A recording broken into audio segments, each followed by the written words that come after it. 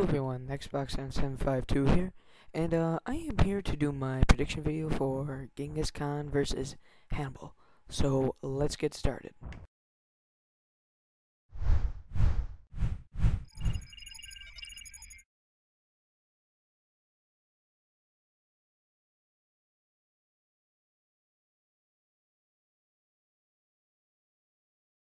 Alright, we are back. Yes, alright, so let's get started with this prediction video. I am in, first off, I'm in South Carolina with my cousins, so I'm getting this video done late, because this is the first day we're here, so I wanted to get this done.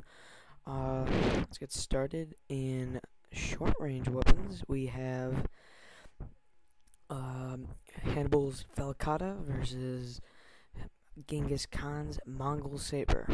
Yes. Alright, so let's get started. The Falcata is very good. It's sort of like the Kopis. They're very similar, and I really like the Falcata sword. It's a very nice sword. However, the Mongol sword it's a saber. It's the Mongol saber, so it's a lot longer and has a better reach. And I think you'll have a better advantage using the saber than the Falcata.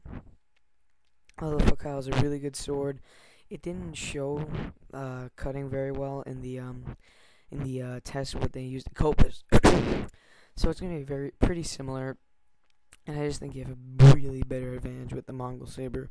So I'm gonna give my edge to the Mongol Saber. Alright, in special weapons, we have Genghis Khan's Mongol recurve bow versus Hannibal's war elephant. Alright, now these two are very, very different weapons. The Mongol recurve bow is obviously a bow and arrow, and the war elephant is a war elephant. So Hannibal would use these elephants to stomp and destroy every single warrior that would come in its way. And also use its tusks, and it would just be this horrible weapon. It would just kill hundreds of people. Now the Mongol recurve bow would do the same thing. So they're very different weapons. However, the Mongol recurve bow, I don't believe will get through the skin of the war elephant. So I definitely have to give it to the war elephant because it's just a dominating weapon. I know a lot of people have been worried because if one elephant gets injured, then the other ones will get spooked and run away. True, but if you think about it, the elephants have, at one point, of course, is going to get injured. When they fought the Romans, they had spears and pilums, and of course they would get spooked, but it worked for Hannibal most of the time. So obviously it does have disadvantages, but it has proven itself through the Roman war against Carthage. So I definitely have to give my edge to the war elephant. Alright, in medium range weapons, the only reason I know this is because I watched the video, the Act 1, which I'll put in the description, and I saw them testing spears on horseback. The Hannibal spear was thrown, and the Mongol spear was speared. So I used the Deadliest Warrior game to help me out, and they proved very effective. The Mongolian spear versus the Soliferum. In the game, it's his throwing spear. So I really think it would be the one that they use, because I saw the expert going on horseback and spearing the target. So I always thought that would get the edge. So, because you could throw it instead of having to spear it. So that's why I have to give my edge to the Soliferum. Again, I'm not 100% if these weapons are correct, but they look like pretty. I know the Mongolian spear is right because I've seen pictures of it. The Soliferum, I'm not positive that's the same one, but we'll see.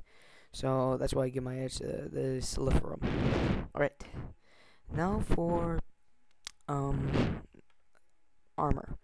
Let's go with the armor. Okay, we have Hannibal's. Again, I'm using the Deadliest Warrior game. I'm using the ones that are similar, and because I don't know the names of it, I do know what it looks like. We have Hannibal's I don't know how to pronounce this, Portuguese, which is kind of like Alexander the Great's armor, and he has a similar helmet. And let's see. Genghis Khan will be using heavy lamellar cuirass, which is very similar to samurai armor, except instead of like what they usually use, like the plates, they use like metal instead, and it looks pretty invincible. But like we've seen with the both armor types are very similar to Spartan versus samurai, and as we saw, the Spartan won, but that was mostly due to the shield. So we'll have to see what happens, but I do believe that the Falcata will get in there, and the Saber will just not be able to get in there. But the thing is, though, the heavy Lamar cuirass does give more coverage, and I saw like they showed parts of the fight in the Act 1. The helmet covers the back of the neck, so I think that'll help a lot with the fight. So I just have to give my edge to the heavy Lamar cuirass because it just covers more. Of course, it will probably be heavier. I just believe it'll cover more and it'll be more helpful in the matchup. Alright, in war tactics, we have Hannibal's versus Genghis Khan's. Now, I already give the edge to Hannibal. I didn't even have to think about it because Genghis Khan, yeah, he conquered a lot. He conquered a huge area. And he conquered he got the greatest empire of the ancient world. It's the largest. I don't know about the greatest. I think the Roman Empire is obviously the greatest, but the Mongol Empire was definitely the largest. But Hannibal, I gotta give it to Hannibal already because during the Roman War, he did a move that Sun Tzu thought was impossible. He didn't think it could be done, but Hannibal perfected. I believe it's called the double involvement. What happened was, as I know the story because I watched some History Channel and stuff like that, I'm pretty sure the Romans were on the battlefield, and the Carthaginians were on another side. They were ready to go, but Hannibal snuck some soldiers behind the Romans, and then they clashed, and then Romans were done. They lost. They got murdered. Hannibal did something that will go down as history as one of the greatest tactical moves in history. Sure, Genghis Khan had some moves like false retreating and stuff like that, but Hannibal's double involvement is one of the most legendary war moves in history, and that is why Hannibal gets the edge already. Alright. Let's see. Now we shall go. Oh, no. Alright. So you're probably wondering, who do I have winning? Hannibal versus Genghis Khan. Well, I choose Hannibal. You wanna know why? Because Hannibal is one of the greatest tacticians in history. And when they talked about Hannibal, they said he was the greatest horseman. He said they were the greatest swordsman. He was the greatest everything. He was one of the greatest warriors. He not only was a brilliant mind, but he had the skills to back it up. Genghis Khan, he's ferocious. He's terrible. But I do believe the smart tactics of Hannibal will win the day against Genghis Khan. Because, and plus, Hannibal is just, he almost destroyed the Roman army, which is the greatest army, the greatest empire in the ancient world. Sure, Genghis Khan created the largest, but he didn't. He conquered a lot of China, and back then China, yeah, they were not defenseless, but Genghis Khan was just brutal, and he just never stopped. But Hannibal, he took a small Carthaginian, not small army, but like small compared to the Roman army, against the Romans, and he brought Rome to its knees, and that is why Hannibal will win the day. Alright, I hope you liked this video.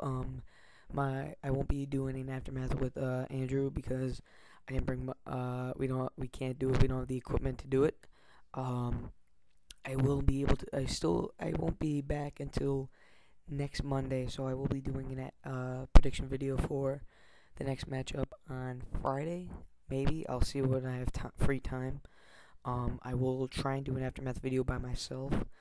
I really like doing with Andrew by myself. They're just not as good. So anyway, BlueTeamTV in the description. LeafsNationFour is in the description. My Twitter, Act 1 of Gengheis versus Hannibal. And I will see you guys on Wednesday night. Okay, bye.